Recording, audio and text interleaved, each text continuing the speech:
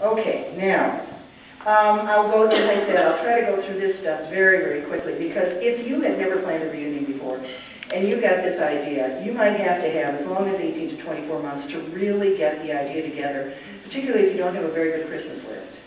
Because oftentimes people start with the Christmas list in terms of having names and addresses. None of this stuff is as hot. When we first started the magazine, there was no internet, there was no email. And these were the ways that people, well, there also was no way to get a magazine to the printer other than pasting things on boards, which of course we don't do at all anymore, thank God. So you have to determine interest, maybe survey the family. You may still have to do these things. Survey the family to find out where they want to go and what they want to do. Answer the question, who is family? You're already doing this, you know who the family is, but let me just make a note on this. Because oftentimes, for people, and if you talk to people who are thinking about a reunion, you have to say to them, they have to figure out who the family is. Is it everybody descended from grandma and grandpa, or great-grandma and grandpa who came to this country in 1849? Or is it all of the brothers and sisters and their families? But you sort of define who that family is. And then, and this question comes up all the time, what if there's somebody that you really hope won't come? Every family has its black sheep, or jokers, or people who may drink too much, and the reality is that oftentimes those people aren't going to come anyway, they don't want to come. But for a family reunion is not a wedding. When you do a wedding, you choose who's going to come. You make the list, your mother makes the list, and that's who's going to be invited. For a family reunion, you're going to be very remiss, and the one thing you are going to hear about is if there's someone in that family, the very person we're talking about, who wasn't even invited. At least give that person the chance to say no. It'll make everyone much happier. In the long run, it certainly will. Okay. At the very beginning, start asking for contributions. Start asking for money, start asking for volunteers, start asking for help. Whether you get it or not, just start. Because the one thing you shouldn't do is the entire reunion by yourself. I love seeing groups of people here from the same reunion where you're working together to get this thing done. A family reunion should be owned by a lot of people. And the way to do that is draw them in as early as you possibly can and keep drawing them in.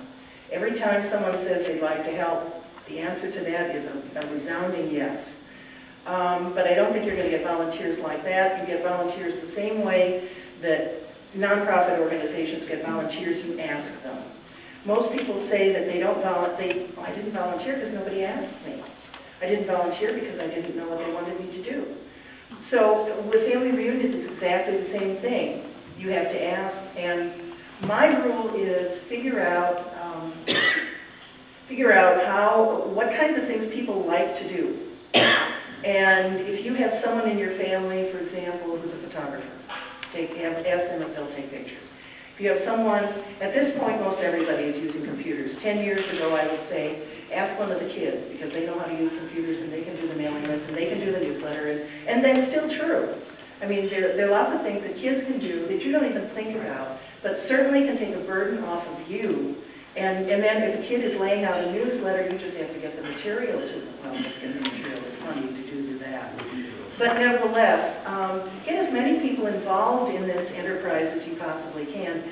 And one of the questions that I know will come up at some point today, and I'll discuss it more when we get there, is how do you get kids involved? And you know, and what I'm saying at this point is get them involved even before the actual reunion, get them involved in the planning, and give them some ownership of the reunion as well, because after all, if the reunion is going to continue, the kids have to be a part of it.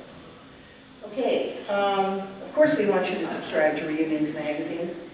We have a workbook, we have a new workbook that I have here today, if you're interested. That also has this timetable in it that I'll be selling. Attend one of these workshops, which incidentally, for those of you who have family members who are not in this immediate area, or some of you have come from Michigan, and was there someone coming from Maryland? There are workshops like this in other parts of the country as well. Not everywhere by any stretch of the imagination. But we keep a list on our website, and it's pretty up to date. There's rarely one that I don't hear about. And we keep a list in the magazine as well. So if someone in your family, you can suggest that they go to a workshop close to wherever they are. I did one 2 weeks ago in Fairfax, Virginia, and they'll be having that one again next February. Talk to other reunion organizers. That's what you can do here. I think one of the best parts of this kind of a workshop is that you can, instead of just talking to your family members, talk to people who are doing other reunions to find out what they do and what's been successful for them. And if something hasn't worked, probe a little to find out why, because sometimes things don't work for some reason that has nothing to do with the fact that it probably was a good idea that just didn't get executed properly. But I wouldn't throw out any baby with the bathwater in the idea department, because there are a gazillion ideas for family reunions, and you know, you can try them, somebody else can try them, and just share those kinds of ideas. And you certainly, in this, I would defy you to come away from this workshop without some new ideas for your reunion. Okay.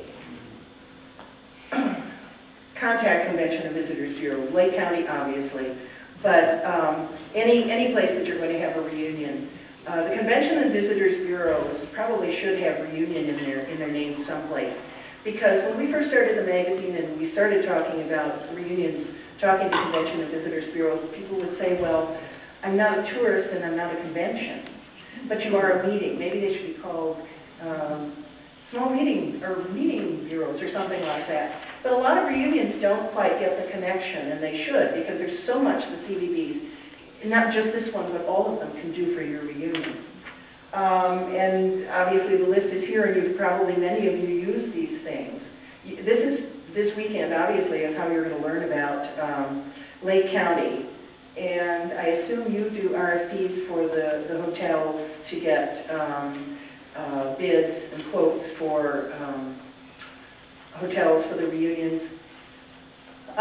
They can also recommend, as you'll see with the exhibitors today, other kinds of services, and most reunions have goodies that you can either put in goodie bags or hand out as prizes at your reunion. And they're very self-serving, they're advertising, but it's the kind of thing that families look forward to. And within this very early period, choosing a destination. Choosing a destination is, as you all know, is something that you really do sort of mull over, whether it's your next reunion or the reunion after, or think back on the reunions you've done before, and how did you choose your destination. Many families do it in all kinds of different ways. Somebody volunteers and says, come to my city, or there are a lot of families now who even go to places where nobody lives, so that they're all going to someplace new, and every bit of what they're going to do there is new to everybody. I think, from my point of view, I think that is a terrific idea. And of course the reason I took my family to Colorado for their reunion.